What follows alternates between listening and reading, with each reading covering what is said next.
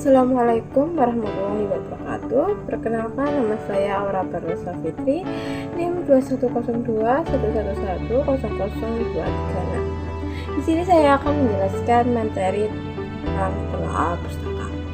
Tujuan telaah pustaka adalah untuk mengenal dan menyerati variabel-variabel penting untuk mendokumentasikan penemuan yang signifikan dari penelitian terdahulu yang akan bermanfaat sebagai dasar urutan kerangka teoritis untuk investigasi dan perkembangan hipotesa. Selanjutnya adalah kegunaan telaah pustaka. Telaah pustaka mempunyai 6 kegunaan, yaitu kegunaan pertama adalah mengkaji sejarah permasalahan.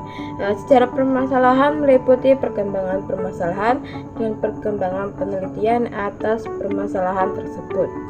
Pengajian terhadap perkembangan permasalahan secara kronologis sejak permasalahan tersebut timbul sampai pada keadaan yang dilihat kini akan memberi gambaran yang lebih jelas tentang perkembangan materi permasalahan atau tinjauan dari waktu ke waktu, berkurang atau bertambah, apa penyebabnya.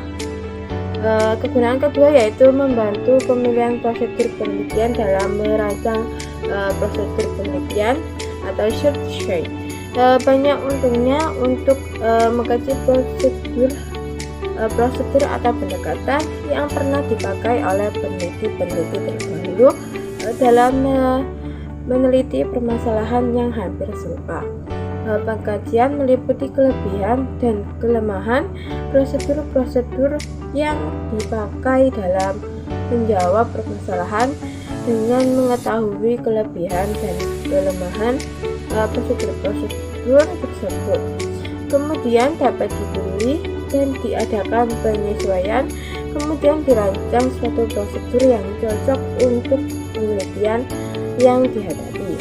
Kegunaan ketiga yaitu mendalami landasan teori yang berkaitan dengan permasalahan. Salah satu karakteristik penelitian adalah kegiatan yang dilakukan haruslah berada pada konteks ilmu pengetahuan atau teori yang ada. Pengajian pustaka dalam hal ini akan berguna bagi pendalaman pengetahuan seutuhnya atau unified explanation tentang teori atau bidang ilmu pengetahuan yang berkaitan dengan permasalahan. Pengenalan teori-teori yang tercakup dalam bidang atau area permasalahan diperlukan untuk merumuskan landasan teori sebagai basis perumusan hipotesa atau keterangan empiris yang diharapkan. Kegunaan keempat yaitu mengkaji kelebihan dan kekurangan hasil penelitian terdahulu. Pembuktian keaslian peneliti ini bersumber pada pengkajian terhadap penelitian yang pernah dilakukan. Bukti yang dicari bisa saja berupa kenyataan bahwa belum pernah ada penelitian yang dilakukan dalam permasalahan itu, atau hasil penelitian yang pernah ada belum mantap atau masih mengandung kesalahan atau kekurangan dalam beberapa hal dan perlu diulangi atau dilengkapi. Suatu penelitian mempunyai lingkup keterbatasan dan serta kelebihan dan kekurangan. Evaluasi yang tajam terdapat kelebihan dan kelemahan tersebut akan berguna terutama dalam memahami tingkat kepercayaan atau level of significance hal-hal yang kegunaan kelima yaitu duplikasi penelitian. Kegunaan ini agar tidak terjadi duplikasi penelitian sangat maksudnya masalahnya tidak semua hasil penelitian dilaporkan secara luas. Kemudian publikasi atau seminar jaringan informasi tentang hasil-hasil penelitian sangat penting. Dalam hal ini, peneliti perlu mengetahui sumber-sumber informasi pustaka dan mempunyai hubungan atau akses dengan sumber-sumber tersebut.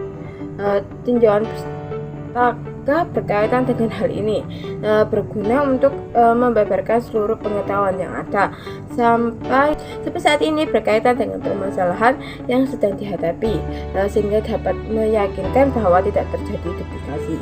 Kegunaan keenam yaitu menjunjung perumusan permasalahan. Kegunaan ini dan taktis ini berkaitan dengan perumusan permasalahan. Pengajian pustaka yang meluas atau tajam, komprehensif dan juga bersistem pada akhirnya harus diakhiri dengan suatu kesimpulan yang membuat permasalahan apa yang tersisa yang memerlukan penelitian, yang membedakan penelitian yang diusulkan dengan penelitian yang pernah dilakukan sebelumnya, dan kesimpulan tersebut rumusan permasalahan ditunjang kemantapannya atau justified. Selanjutnya yaitu tahapan telaan pustaka. Tahapan telaan pustaka adalah sebagai berikut. Yang pertama adalah pencarian macam bahan yang dipublikasikan dan juga tidak dipublikasikan untuk topik yang diminati. Langkah kedua yaitu mengumpulkan informasi yang relevan dengan studi. Langkah yang ketiga yaitu menulis telah pustaka. Selanjutnya sumber bacaan. Sumber bacaan dapat dibedakan menjadi dua kelompok, yaitu sumber acuan umum seperti kepustakaan yang berwujud buku-buku, teks, ensiklopedia, monograf dan sebagainya. Sumber yang kedua yaitu acuan khusus, yaitu hasil penelitian terdahulu atau kepustakaan yang berwujud jurnal, buletin penelitian, tesis, disertasi dan lain-lainnya. Dua kriteria yang bisa digunakan untuk menjadi sumber pustaka adalah prinsip mutakhiran dan juga prinsip relevansi. Secara umum ada tiga bentuk database yang bermanfaat, yaitu bibliograph database yang menampilkan nama pengarang, artikelnya, penerbitnya, tahun, volume, dan jumlah halaman. Yang kedua yaitu abstract database, merupakan ringkasan dari database. Yang ketiga yaitu full text database, menyajikan teks artikel secara lengkap. Organisasi tinjauan pustaka meliputi satu pendahuluan, yang kedua yaitu pembahasan, dan yang ketiga yaitu kesimpulan. Bagian pendahuluan ditunjukkan peninjauan dan kriteria penetapan pustaka yang akan ditinjau.